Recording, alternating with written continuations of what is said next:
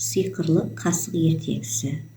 Ертеде бір ауылдың шетінде бай мен бәйбіше өмір сүріпті. Олардың малы да ақшалары да көп екен. Бірақ екеуі оның бәрін өзгелерден қызғанады екен. Сондықтан олар үйге қонақ келмесін деп киіз үйлерін алысқа тігіпті. Сол ауылға алдар қонаққа келе жатыр екен. Ол жолдан бір қасық тауып алады. Байдың үйіне қонаққа кірмекші болады. Бай оны көре сала үйінен атып шығып, «Саған берер тамағым жоқ. Өзім 3 күн бойы аш отырмын. Мүмкін көршілерге қонаққа барарсың» дейді. Алдар, менде сиқырлы қасық бар. Ол кез келген тағамды өзі даярлайды. Маған сенің тамағың керегі жоқ. Одан да мен саған тамақ дайындайын дейді Алдар. Бұған қуанып кеткен бай Алдардың айтқанына сеніп, сиқырлы қасықтың қалай тамақ дайындайтынын көргісі келеді. Сонда Алдар, бұл қасық пен қазанды араластырып отыру керек.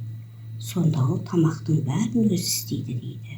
Тек сен көзіңді жұмып, алақай, ақалай, мақалай деп айқайла дейді. Көзіңді ашқанда алдыңда дәмді тамақ тұрады дейді.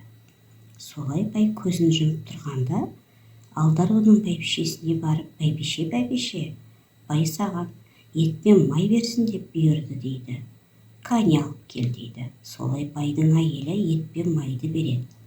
Алдар оны араластырып тұрған қазанға салады. Тағы бар ол бәйбішеден пияз бен туралған сәбіз сұрап келеді. Ең соңында одан күрішті алып, күрішті де қазанға салып қояды. Бәрін дайындап болған соң Алдар байдың жанына келіп, алақай, ақалай, мақалай деп айқайлай бастайды. Палау пісіп болған кезде ол байдың көзін ашып палауды көрсетеді. Палаудың дәмін көрген бай, «Ах, палауың қандай дәмді болып шықты» дейді. «Маған қасығыңды сатшы, мен саған 1000 тілдә берейін» дейді. «Егер 1000 тілдәң болса, неге 3 күн бойы аш отырсың» дейді Алдар. «Бай, мен сенің қасығыңды күтіп отырмын ғой. Енді аш қалмаймын. Маған қасығыңды сат» деп бай қоймай қояды. Алдар келісіп өз қасығын байға сатып кетеді. Алдар қайтқан соң бай қасықты әйеліне көрсетеді. «Міне, енді бізге тамақтың керегі жоқ. Бәрін осы қасық өзі дайындайды» дейді. Сонда әйел, «Ай, сонда палауды қасық істейді деп ойлағаның ба? Сонда етті кім берді?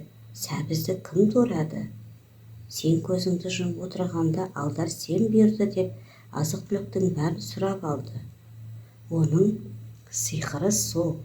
Сен сияқты ақымақтарды алдау» деп байға ұрса бастайды. Сонда ғана бай өзінің алданғанын түсінгендей болған екен.